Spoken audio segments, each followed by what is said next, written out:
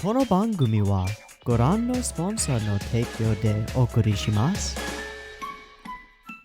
Alrighty, welcome everyone. I'm Teeaboo and I am here for Flip Flappers, episode 12, titled Pure Howling.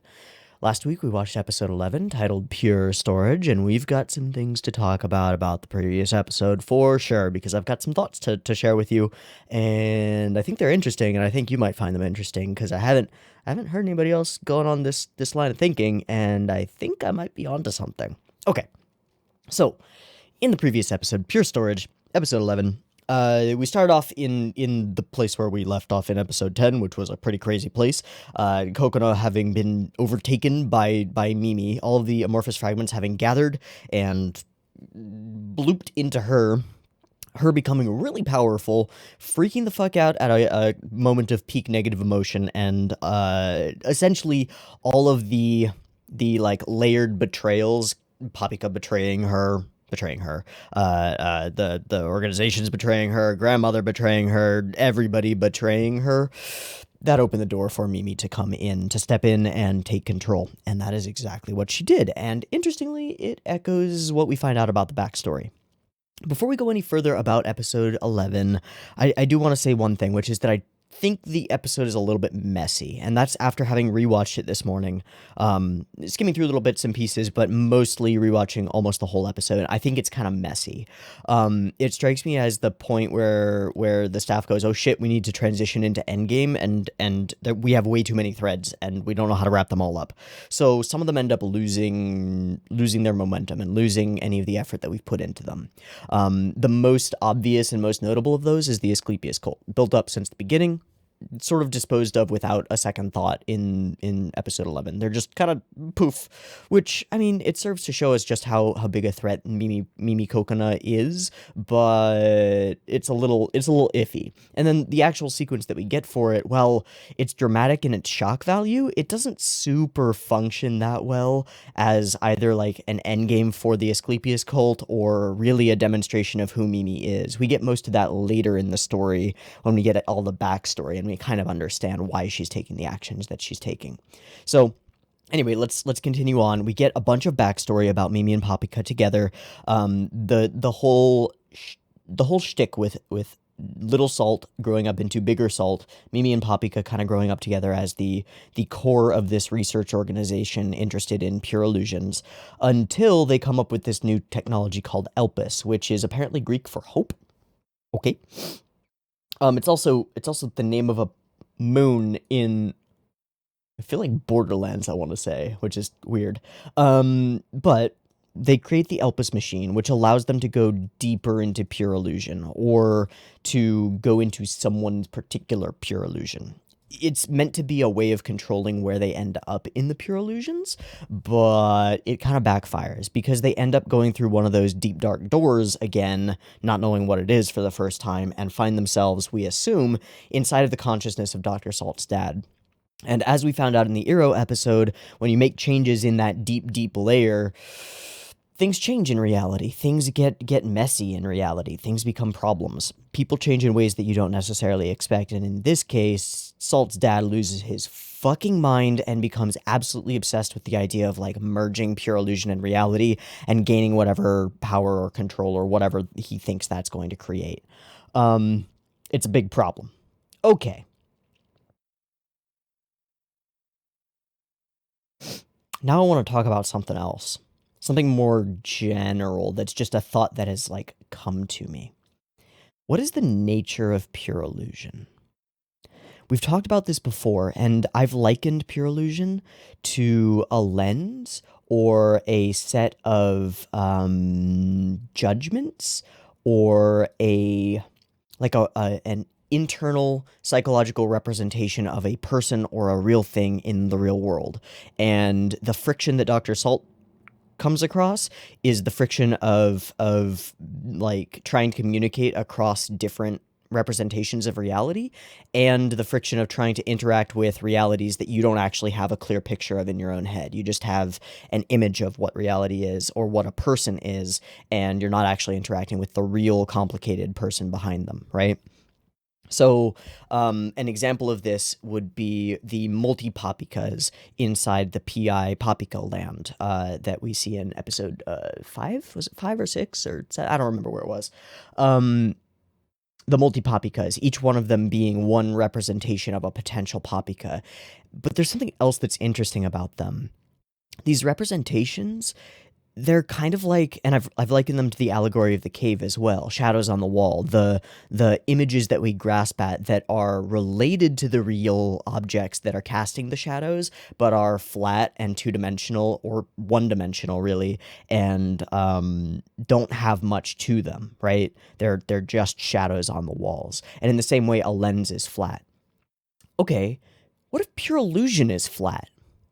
Pure illusion is a location that simultaneously seems to represent our internal representations of realities and people and the characters in this world, and also seems to represent the way that we as audience members view characters upon a screen, that they're flat, that they need to be flat, that there's no room for character depth, that there's no room for contradictory characteristics, that when we see those contradictory characteristics in anime in particular, or in manga or whatever, we call them acting out of character.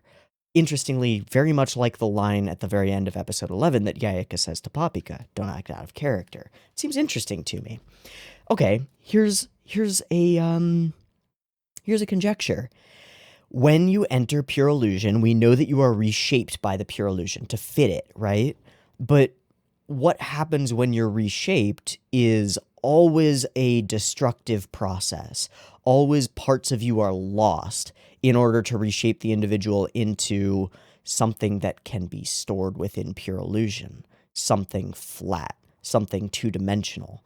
Contradictory characteristics of characters aren't possible. They're not allowed, right? The characters, when they first enter an illusion, they start off with those contradictory characteristics, and then they go away as the illusion takes more effect. It happens in the Gokigen Yo world, where each of the characters slowly becomes more and more like a part of that simple S-class manga, like, aesthetic and genre and style and type of character. It happens in the Welwitchia verse, where Kokona becomes just a fighter and just a murderous thing, right? It happens when we visit Iro, where even more interestingly, and in this case, it's even more clear, because the two sides of Iro that can't be reconciled are sharded off into two different entities that don't exist in the same space together, right? If one of them is embodying the Iro within pure illusion, the other one is not, right? They're split and separated because there isn't enough room, right? There isn't enough RAM to run the happy going to school and painting and going to grandma's house Iro and the home life Iro.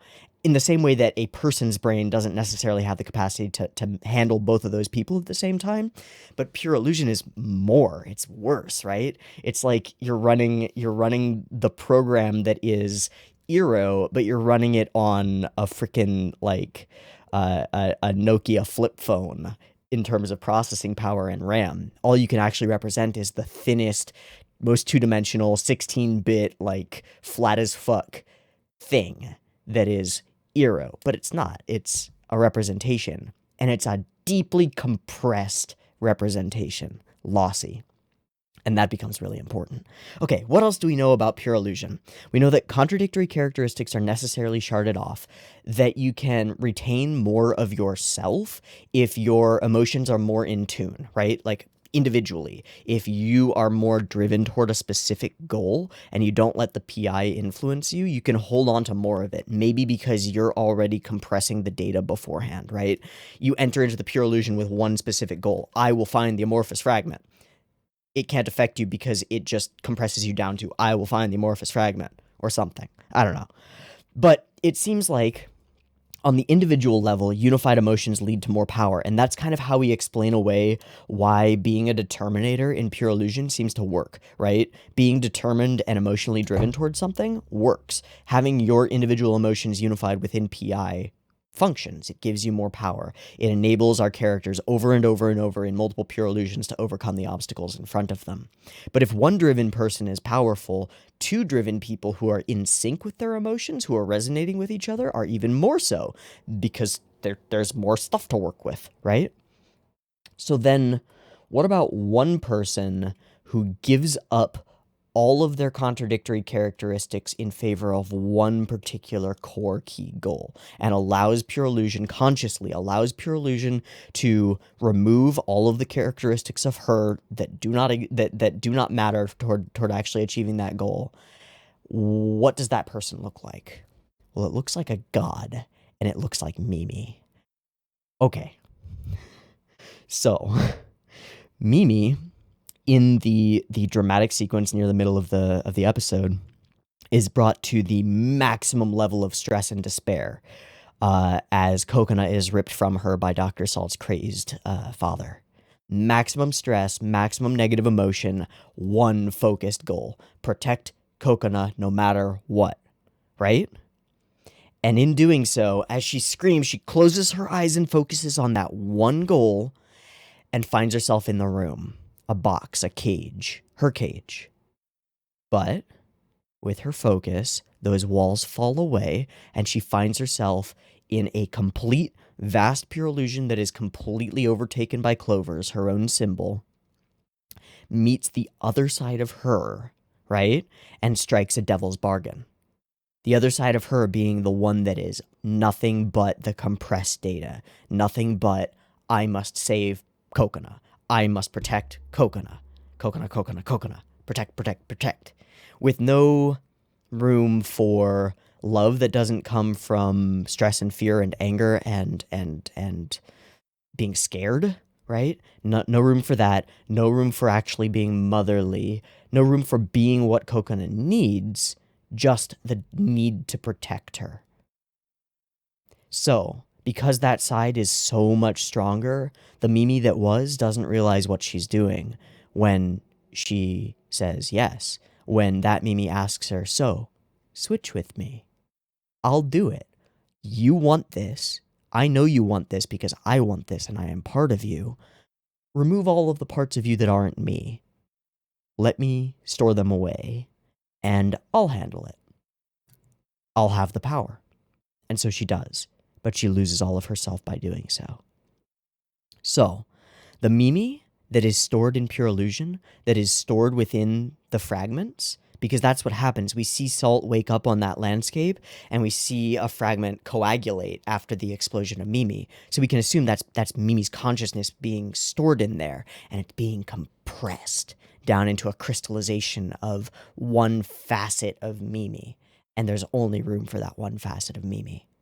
So it's a lossy compression format, and that format loses most of her. The artifacting is significant. It becomes rough around the edges. It becomes blocky. But one thing is focused on in terms of what we actually maintain in data, and that's save Papika no matter what from anybody, no matter what. Doesn't matter if you have to throw away Salt. Doesn't matter if you have to throw away save Kokona. It doesn't matter if you have to throw away Papika. It doesn't matter if you have to destroy the entire real world and everything that Kokona cares about, because that doesn't factor in. Kokona doesn't know how to save herself. Mimi knows best, right? Or better yet, the new Mimi knows best. So that moment where we see a faded out monochromatic Mimi talking to Salt, please save her, please stop me. I didn't realize what I was doing is what she's saying. I just wanted to save Kokona. I just wanted to protect her. Please stop me. I've unleashed myself and I can't control it. Suddenly that makes sense. She was forced to compress herself down into one characteristic in order to fit PI. And now that characteristic is very, very powerful, has become a very, very powerful conduit to reality. And all of the unnecessary bloat, like rationality, love for anyone but Kokona, it's all gone. Poof. Whoa. I think that's the thing, right? I think that's the thing. So how do we fix it? Well, either we dig deeper and we find the data for Mimi that used to be, or we purge Mimi.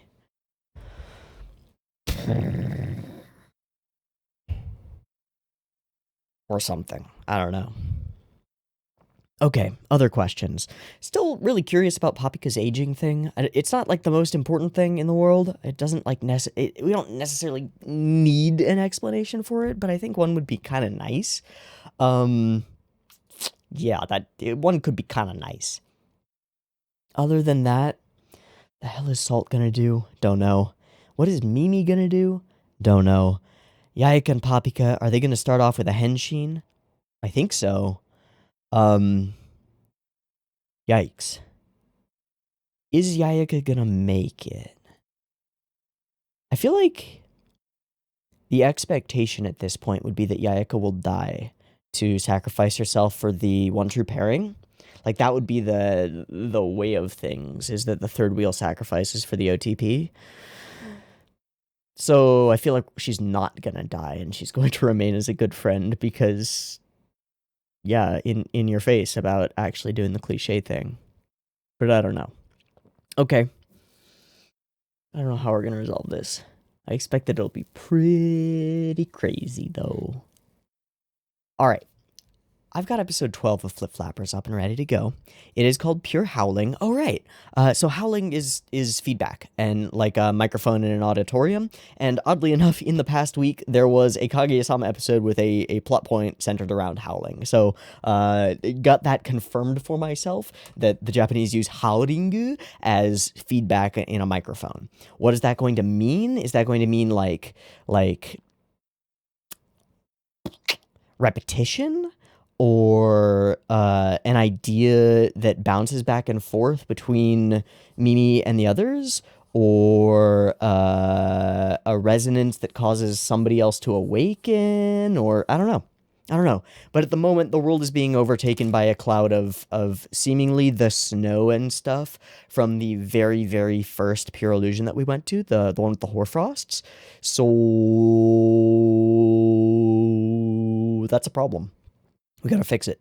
Otherwise, the world's gonna end. Okay.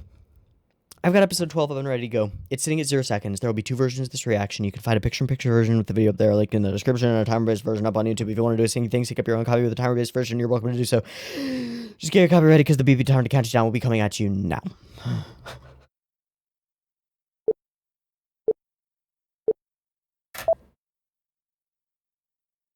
Okay, so is this... Okay, so this is PI, and it is Hoarfrost Land. Okay, back in the moment. Okay. Long ago backstory?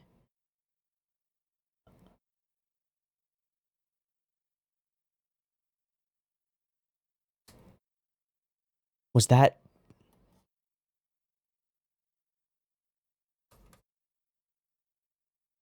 Trust her. Trust her. OP? Okay. So, okay, what was that? That was Mini Kokona, younger than the her that we know now, right? I'm sorry, Mini Poppy now. I think it was Kokona. Maybe.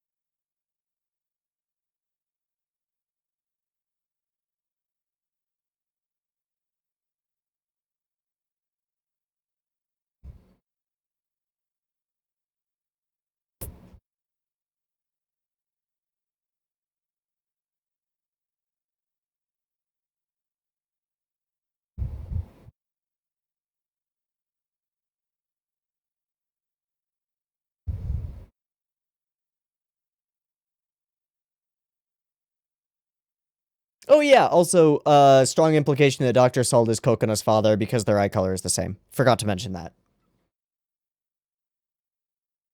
Okay.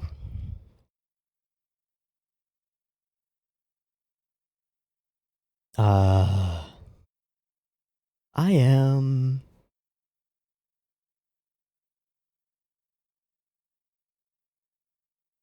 Is that what she's afraid of, though? Is that your fear being projected?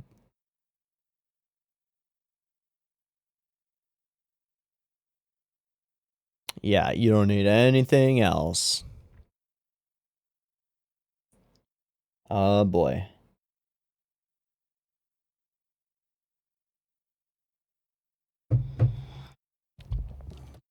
So, we're back to that idea of the multiple poppies, you know? It's your canvas, you can pick whatever you want.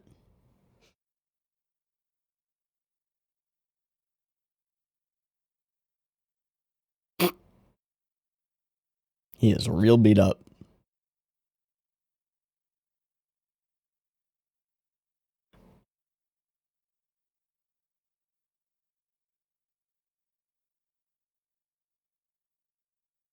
I mean, now that you're asking, it seems pretty ominous.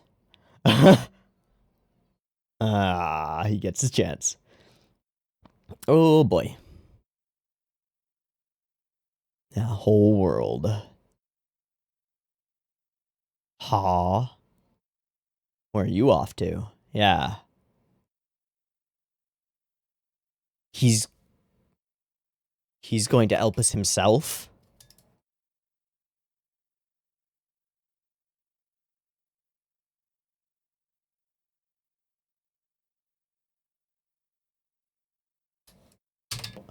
All power.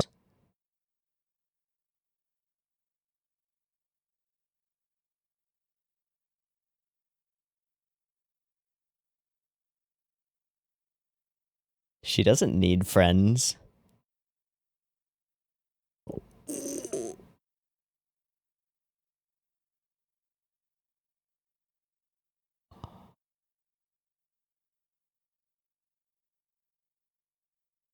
Oh boy.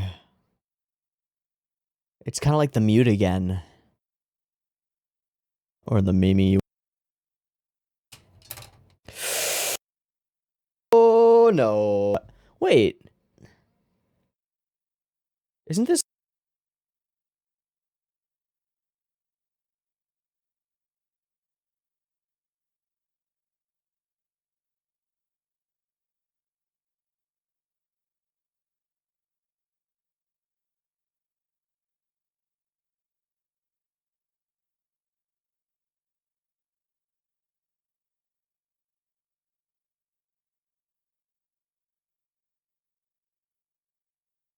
where Uexecuted got us out? Yeah. Wait, she just... Wait, they just... Wait, they just... We just... Ha.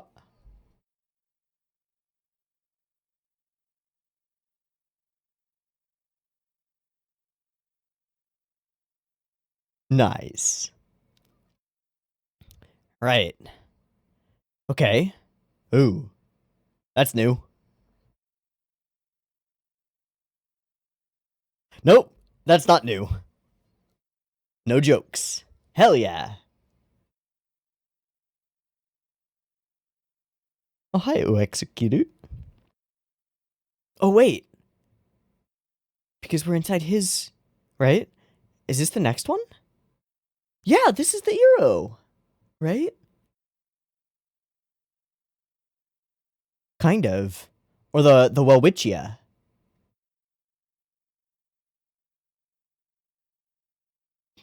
I...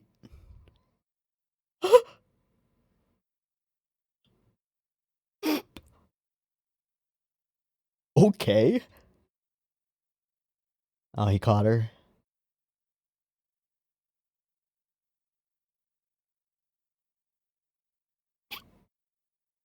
Oh. He can fly now and carry... That's awesome. Wait, her little thing turns into a... What? That's awesome. Okay, so they find the ruins. Yeah. Realize that their whole org is gone. Is that just aftermath? Like, yeah, he's still getting worse and worse.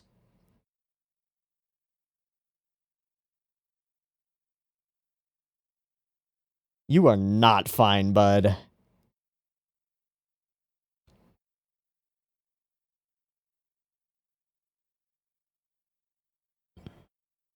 Oh, okay. Now we're in the Witchiverse.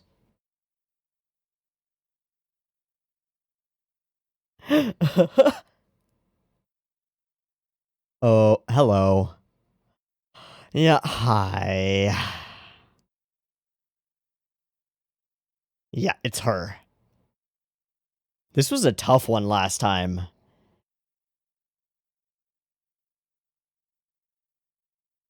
Oh my god. That was cool.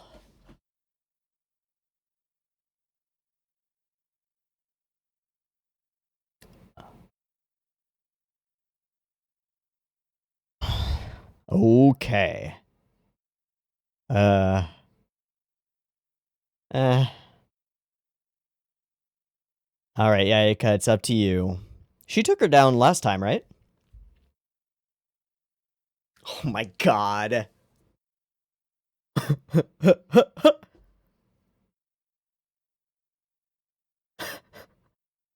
So you like bondage. Oh wow, and they're just watching.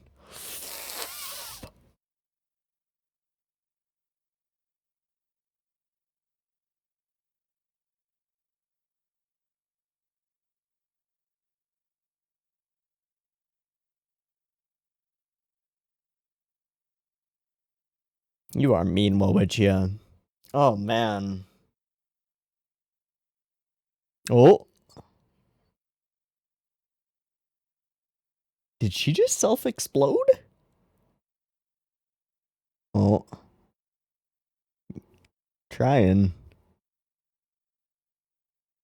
Is that motherfucking...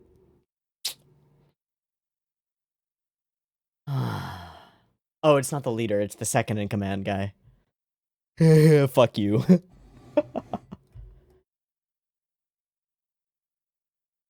Hey, an actual connection to her family. Ooh. Oh, is she gonna go?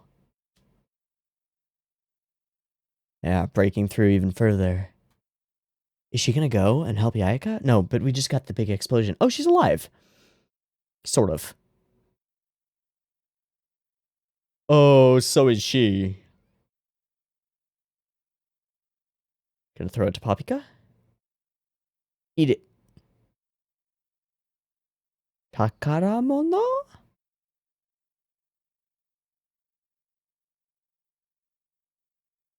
Trying to get you to transform.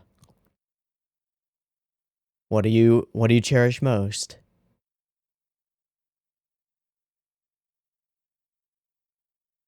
Coconut?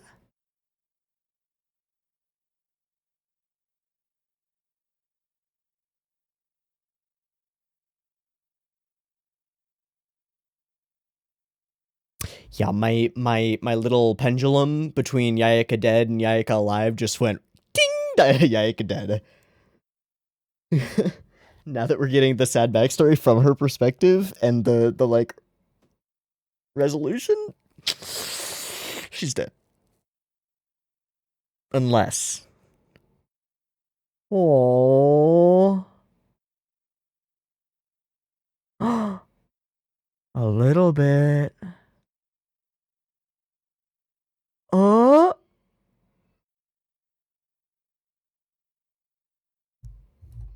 Oh my god! Yes!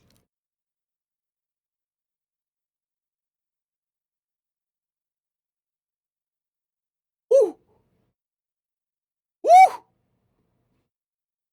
Woo!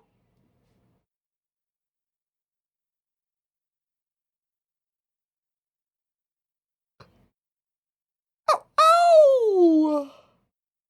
fuck, Yayaka? What is that? What does her power manifest as? She's so cute. Yep. Solo, and not an amorphous child.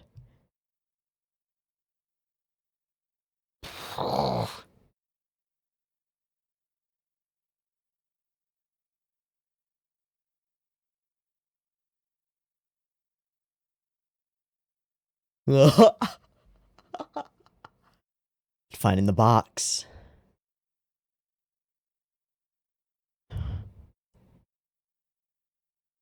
Okay. Oh my gosh. Right.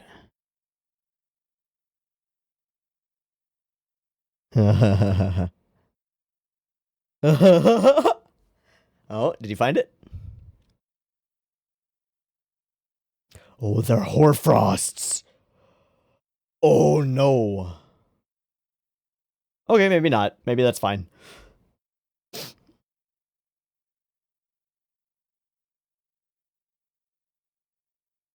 Her bottom is ridiculous. I mean, the bottoms of her clothes are just so ridiculous.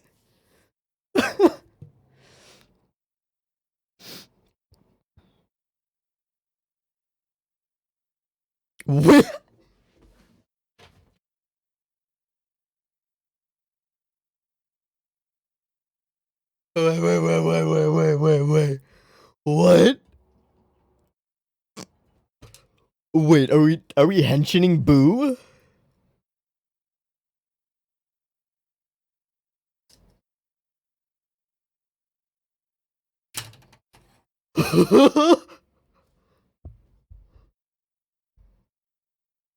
What? What? He can talk.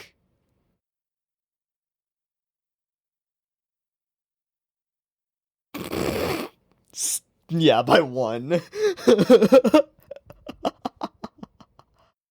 And it's not enough.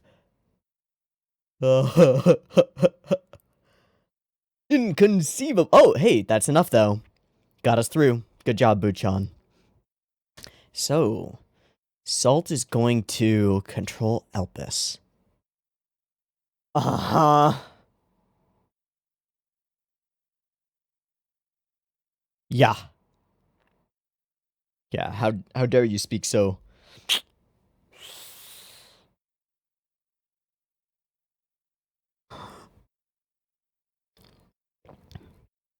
This Mimi doesn't, though.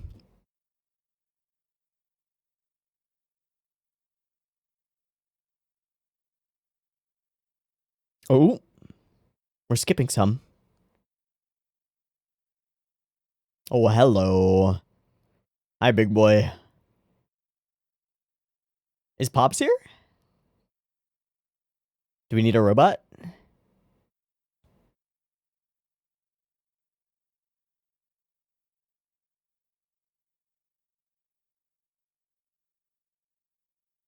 Wait, that's the same kind of cage. Identical kind of cage.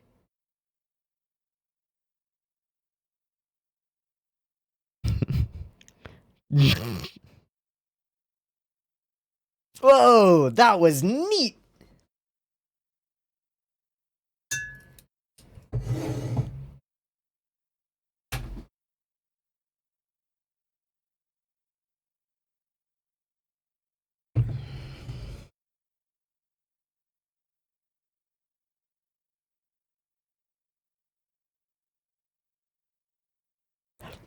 Okay, I'm sorry I doubted you. And she's just still not seeing. So I'm waiting for that moment where she awakens. What's it gonna be? Huh?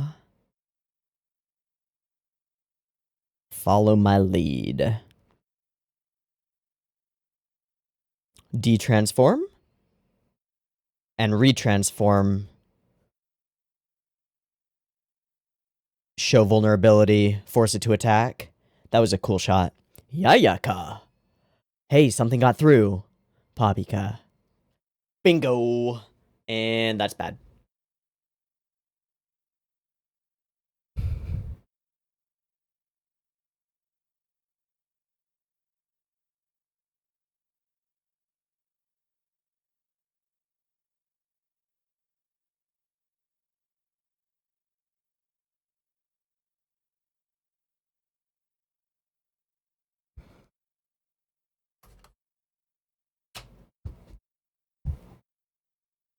It's real. But it's real.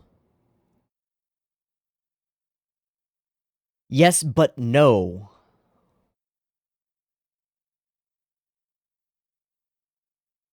You're supposed to foster her. To nurture her.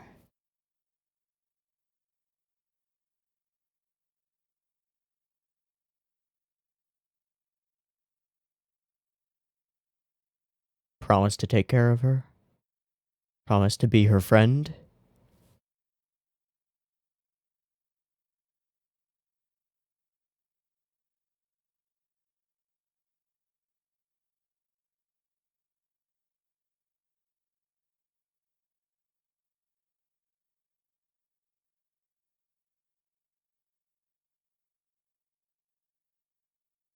She changed it. She just rewrote Paprika, dude. No, no, no, no, no. No, no, no, no, no. Oh, fuck.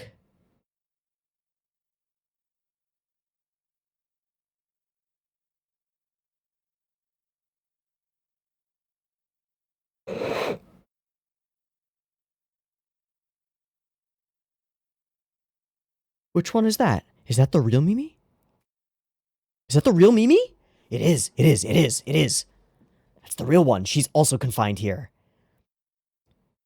Other yeah. But, and now?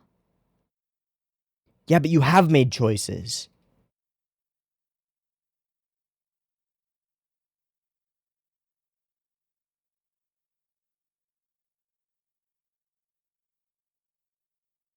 Right, exactly. That's why protection is a problem.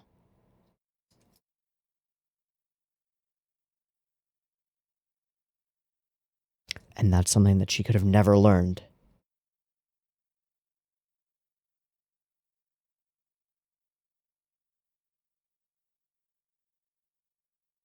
Yeah, what is your world there? The light in her eyes. Finally. The light in her eyes. Yup. Oh my god, fuck you, Mimi.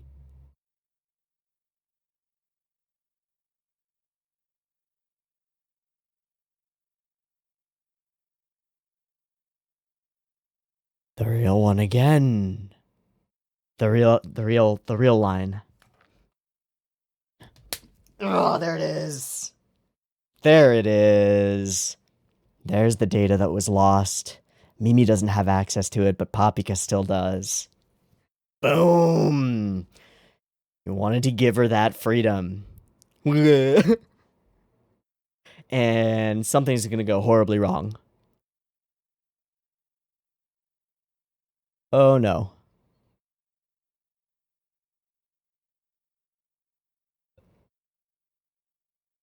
Okay, we're not undercutting this? Okay, no, never mind. Yeah, alright. Thought so. Fuck you, Mimi. Oh, by the way, that's my power. Haha. Can you forge your own power? They can. They can. You're not in control. Oh, it's a super mode! It's a special mode. Yeah. Is it an amalgamation of all of the monsters? Yeah.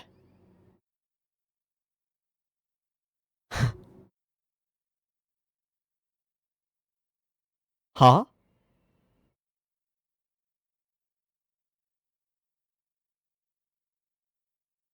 That's so strong!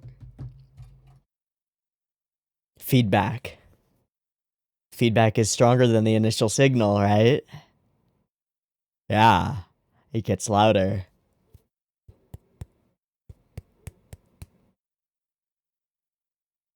I'm glad we get the OP again, or the ED again.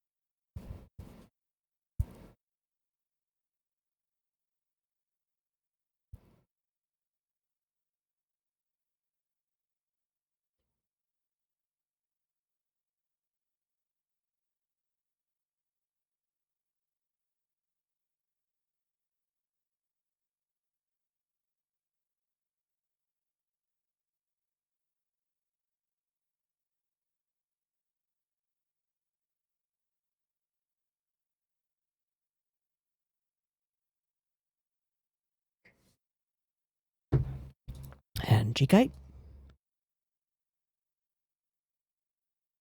Those are storyboards.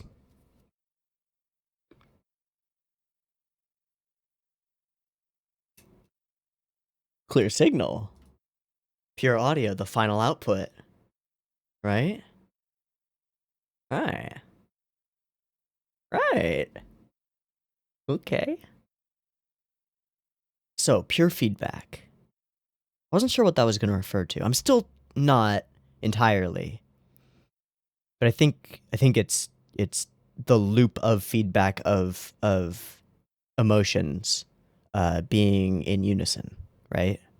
Escalates and becomes more powerful than the system's speakers can actually handle. Which is exactly what happens here, right? Mimi tries to use her seemingly complete power over pure illusion to prevent them from using their powers within it, right? Who do you think is allowing you to transform? I've just been letting you do this. Takes that power away, but that spark of power that's still there resonates between them back and forth and becomes more, a much, much stronger signal and drowns out everything else. That's neat. To the point where it actually breaks the hardware that it's running on, right? It breaks it. That's neat. It also fully fits the pretty classic magical girl trope of the next level transformation, the secondary transform, right? Uh, which is all over the place. You get it in literally every precure, and in part that's because it's marketing. It's a profit thing, right? You make a series of figures and dolls and toys and things. In Precure's case, that's like characters with like outfits and stuff and accessories and things. And then you introduce a whole new set of those, right? So they get all new costumes, and the kid has to go and buy all the new costumes. They get new like magic wand things that they use, and the kid has to go and buy those. So that's the kind of thing that we do here with a new transformation into these really dope white outfits. The fact that they're white also kind of speaks to like purity and innocence and stuff, but it also speaks to wedding and marriage and things. So I don't know how intentional that is. I'm gonna assume it's kind of intentional, at least a little bit, that they both end up in kind of flowy white dresses when their feelings are unified finally.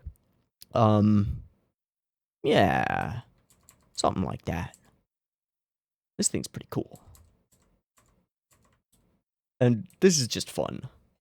That they knock and then just give it a little pounce, bonk. Glorious. There was quite a bit of good animation stuff and good fun over the course of this episode. A lot of different styles and stuff. I assume they had to reuse a lot of assets to make all this happen, because that's a lot to redraw. So I assume they reused assets for these various pure illusions. But man, to jump through all of these different pure illusions as the duo of Yayaka and Papika in order to save Kokona is pretty freaking neat. It's pretty fun. Now I need to think.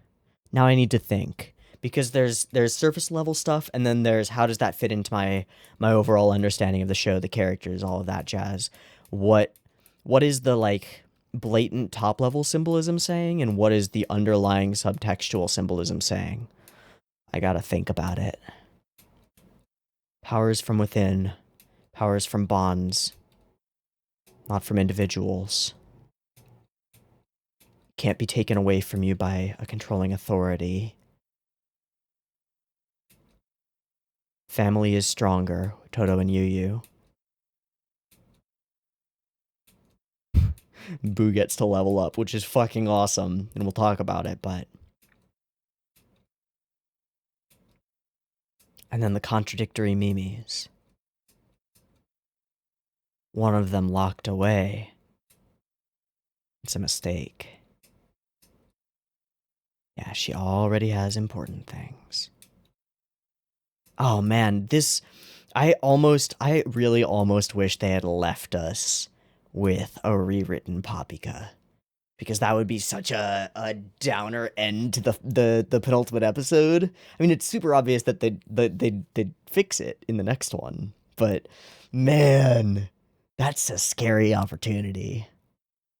I would have actually... I would love for that to be like an arc, right? Evil Paprika becomes a thing and Coconut and Yayaka have to team up. That could be cool. Of course, we don't have time. Nowhere near enough time to actually make it happen. And then there's the thing at the center of everything, which is overprotection. And is I mean, it's a super classic story because it's a super common thing. Helicopter parents are a thing. They exist. The desire to protect your child, especially if that child has like, if there's a trauma involved, if the child was split from you or got injured at some point or whatever, that desire can become all-encompassing and overwhelming in reality. No pure illusion necessary, right? Not at all. Overprotective parents are a real deal, real thing, and they're really a problem. They're super destructive to a child's personality. Why? It has to do with how humans work, right? Humans need to fail. We need it. Absolutely. We don't learn unless we fail. It doesn't work. Yeah. It's not right. It's not good.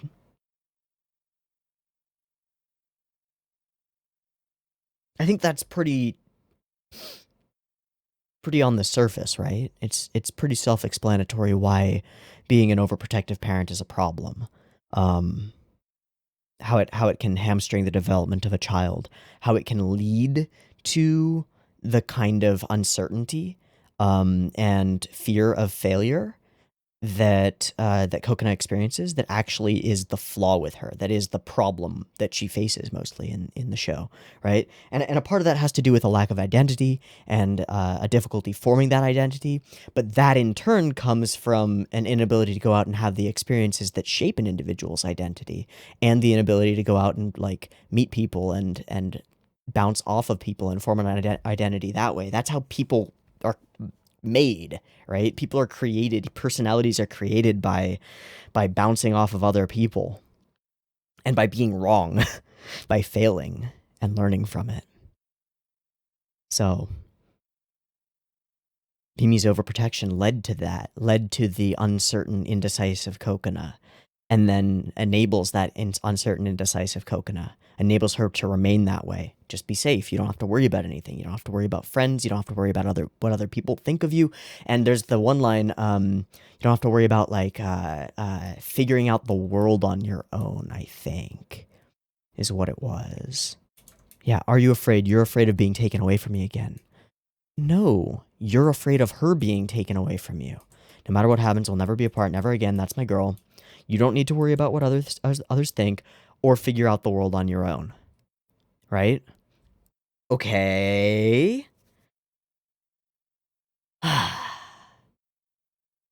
In context, this is essentially saying you don't need to create your own useful, if frictional, representations of the world around you or people in it, right? Now, those representations as we've shown throughout the show, they're not perfect, they're flawed, and they cause friction and they cause conflict. And we can even say, we can go further if we want to, and we can say that the show could be positing that that kind of friction is the source of the majority of the suffering in reality, the suffering and misunderstanding and all of that jazz, right? And that in a shallow way, taking over all of that with a simple, pure illusion where everyone sees things the same way is beneficial because it removes all of that suffering. But it also means stagnation. It means crystallization. It means solidification, and it means the end of entropy, right? It means humanity halts because we're no longer finding out new things or figuring out new things. We're just using the pure illusion that's been given. And that's exactly what Mimi is saying here. You don't need to figure out the world on your own. You don't need to find your own pure illusions. You don't need to investigate. You don't need to create your own representations or lenses. You don't need to interpret the shadows on the wall. Just take what I give you and use that as your interpretation. It's much easier that way. Then at least you and I will see eye to eye. And we see her willingness to impose her will and her viewpoint upon other people when she does the exact same thing to Papika, when she rewrites her memory to fit Mimi's desire and her viewpoint on the world. She rewrites Papika's entire perspective, aligns her, right? So Mimi has no compunctions about removing people and no compunctions about humanity stopping and freezing. And I think it's important that we choose the frozen over Hoarfrost world as the one that takes over reality. That's pretty fucking cool, isn't it? I think so.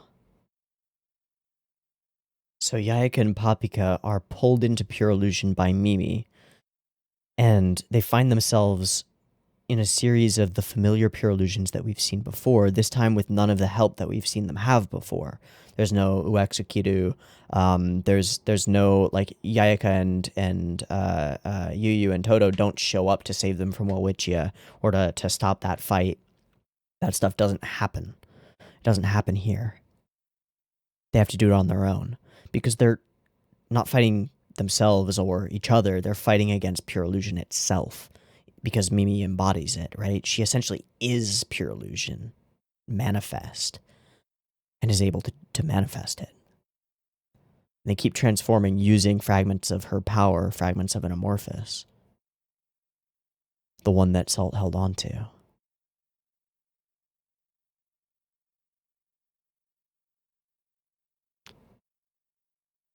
So is that fragment, that little piece, are we meant to think that that is the remaining portion of the original Mimi that Salt held on to? Because I think that's the one that coagulated into his hand, right? And it coagulated like that immediately after we saw the scene of the monochromatic Mimi begging him to stop her, right?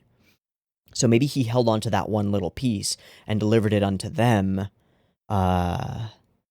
in order to enable that Mimi to speak to Coconut eventually. Not maybe not knowing that would happen, but eventually leading to it. Yeah, so everything becomes the same to her. She's unable to fit any more complicated, like, motivations into her worldview. You either want to take Coconut from me or you don't matter. That's it. There are no allies, there are no friends, there's nothing.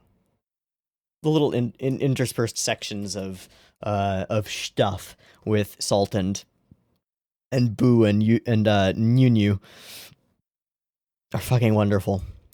All right, Todo is in a bad way.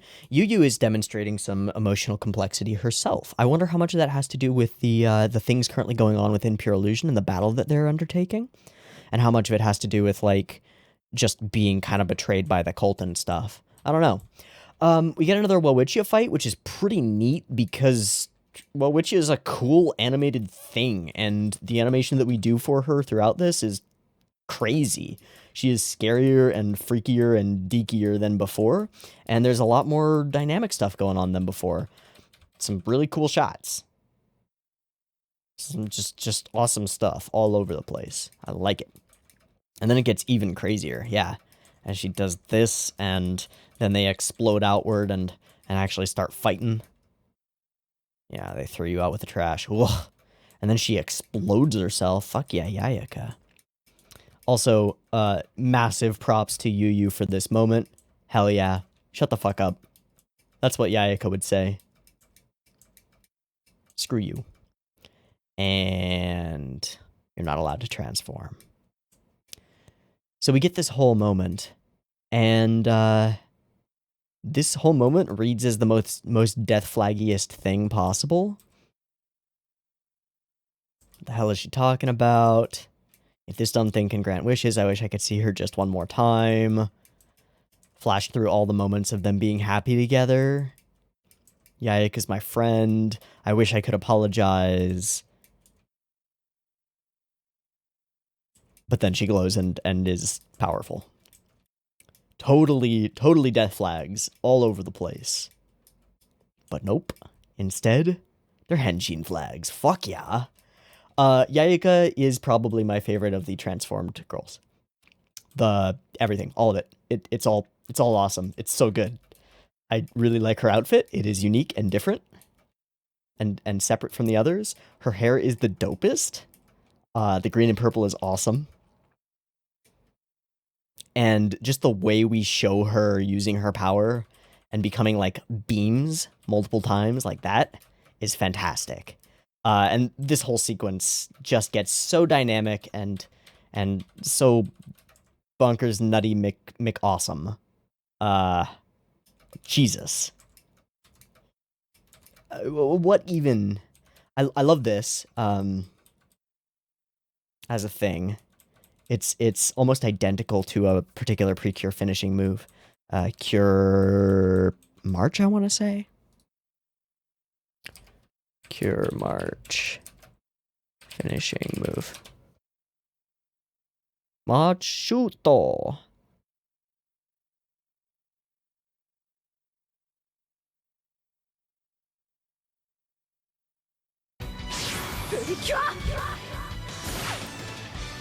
Yeah. Totally. Okay. Explosions. Hot damn. Okay, so it's kind of the scene from the OP where we get Yayaka in front of an explosion, but instead it's the transformed Yayaka. That's kind of cool. And they're aware, which is very cool. Need to pick better friends, this stuff, gonna find the box. Going to put himself into the box, which is interesting. And then the muscle thing. What the fuck? We henshin boo. It's amazing. It's really good, which is what's so weird about it, because it's like weird brain pieces and stuff. I love it. I love it. Absolutely ridiculous. And completely useless. Okay, Coconut isn't capable of making her own decisions. And back here we go. Big problems. Lock up Coconut so that she's no longer a problem. Big monster. Again with the smeary beam. Meow. Really stretchy. Glurp. Gloop. Meow. That's really fun. I like it a lot. I like this whole sequence. The impact frames that happen after. Click. Look at that. The line that cuts through it as she bursts through the side. The big ol' shaky, and then the bursting through aftermath. Awesome. Instant transmission. Goosh.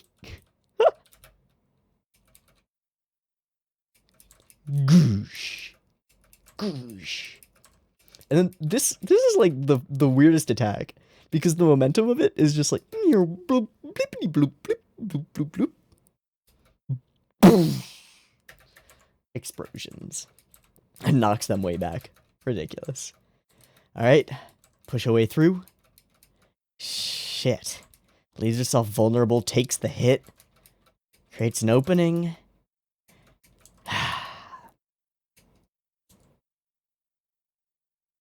This is a really interesting line. Letting yourself into other people's hearts without a thought. How dare you? How dare you make connections with people? Connections are vulnerabilities, right? Causing suffering.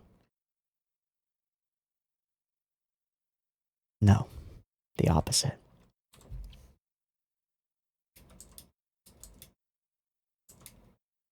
What are you talking about? This is perfect. No. I can't let her experience pain and sorrow. I can't. I can't let her grow. No way. And then there's this moment and the interruption and the little mind rape tentacle. Fuck you. Rewrite the memory. Realign Papika. But then the real Mimi is there.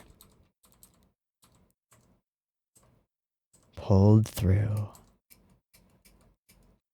Brought into this illusion. Interesting. It's not that you can't, you just needed a little bit of courage. Everyone is like that. That's humanity. Salt is like that too. Everybody. Remember the truth. Let's go together. And at this point, I was like, oh shit. My full expectation was Papika was going to get a tentacle straight through her skull. Right here. Either right here, reaching forward, and then and the whole background goes monochromatic red and black, Ikuhara style, or right here as they're about to come together. It wasn't quite that bad. Instead, it's that she removes the ability for them to transform. Still functions as an undercut, but yikes. Yikes. Very scary. Genuinely scared me. I thought we were gonna kill Papika right there. But yeah, who the hell do you think is letting you transform? Us, bitch. Nobody's letting us. We have our own power, baby. Feedback. Ding. Also, oh, that's something else about their transformations. Holy shit. They're themselves now. Oh. Oh. I didn't even... Duh. They're themselves. They maintain their hair and eye color. And hair length. Their physical representation remains the same. They have their identities. They've obtained their identities. What do they look like when they transform? They flip-flop. They switch. They become incomplete and only parts of each other. Now they're individual people who can stand on their own, but they're resonant with each other anyway. They choose to be together, just like a marriage, which is why the white dress is. But you can only do that. You can only enter into that kind of an actual, like, real relationship that really works and makes the two of you stronger if you're individually strong as people. You can't be entirely codependent. Your individual strength resonates with each other and you become stronger as a unit. Oh. They're themselves. That's everything. That's everything. Oh. Okay. And then we bop the big monster. And then next time, it looks like it's all, like, WebGen storyboards. Or something. Yeah. And marks. Background stuff. That looks like Mimi going evil mode. I don't know what that is. That looks like Poppy Coconut. That's half a face of Mimi. No idea. Follow. No idea.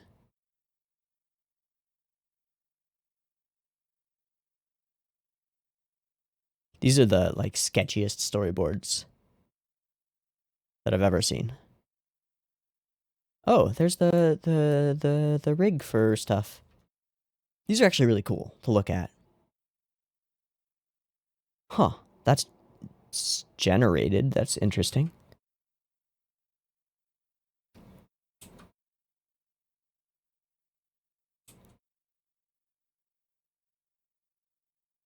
Oh,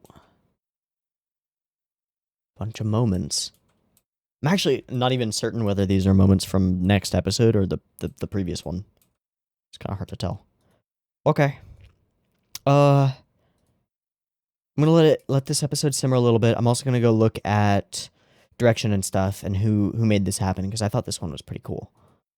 And it definitely made some things click for me. So I'll be back in a minute. See you in a minute. Peace. Okay, going through again, I didn't find too much stuff that's super important. One thing that I did do is I went back to episode, I just 3, right? Yeah, 3 with the original Wawichia episode, and realized that at the end of that episode, when Papika and Kokona sit back to back in the desert, Papika says basically the same line that Yayaka ends up saying in this episode, confessing her love for Kokona and that's what she really wants, and that's the thing that kind of brings them together here, which is cool. And then there's the moment where, yeah, here, blah, blah, blah. Do you have an answer this time? Who do you really want back? Coconut or... And even before she can even finish the sentence, both is the answer. And it's a naive, ridiculous answer. And it's one that's not compatible with the identity, of, like the idea of pure illusion as we now see it. It's complicated, right? Both of them are different and separate, and you can have one without you can have both. They're not mutually exclusive. But this version of Mimi, this fragment or sharded version of her, cannot compute that complexity. It can't work with it. Either you're with us or you're just trying to take Coconut away. And what Papika is saying, even though it's not trying to take Coconut away, it's trying to free the both of them and get both of them back so that they can actually have reality together, right? Nope, that just computes as you're trying to take Coconut away from me. It's like, geez, okay. Yikes. Yeah, so there's that. And then there's the Wawichia stuff, and that's almost all that I've got. The inability to fail, the letting people into your hearts, all of it. Yeah. I've got a couple timestamps written down. I wrote down 14 minutes because that's this whole thing. Oh no, it's the moment when he goes Ikemen. Yeah. Ding! That's glorious. Okay, and then at 16 minutes, I don't know what that was. Oh, okay, it's the big boom. The pew and then the big boom. Yeah, I liked that sequence a lot. Okay, so cool animation sequences. I think that this episode was more cohesive and made more sense than the previous one. There are some elements that are a little weird, like this initial cage thing, which I guess we're just meant to assume this is where Papika ended up after the Mimi thing happened. Where she is and how she got out, I don't know. But it happened. And then the glorious conversation with the real Mimi within. So now we have our setup. We've got the probably final fight with the final Mimi. We'll see how we resolve all of this and end up with our girls together. It all comes down to identity and fear, fear of failure, anxiety, connections, complications, and the sense that every person is a lot more complicated than they seem on the surface, and that perhaps representing characters in fiction as two-dimensional or flat and simple is doing a disservice to humanity, to the way that we view other people. That's pretty neat. That's pretty neat. Okay, I really like this episode of Flip Flappers. I think it was really good. We'll see how it wraps up next week. But for now, we're going to wrap up for us. I've been Teeaboo. This has been Flip Flappers episode 12. I hope you've enjoyed it as much as I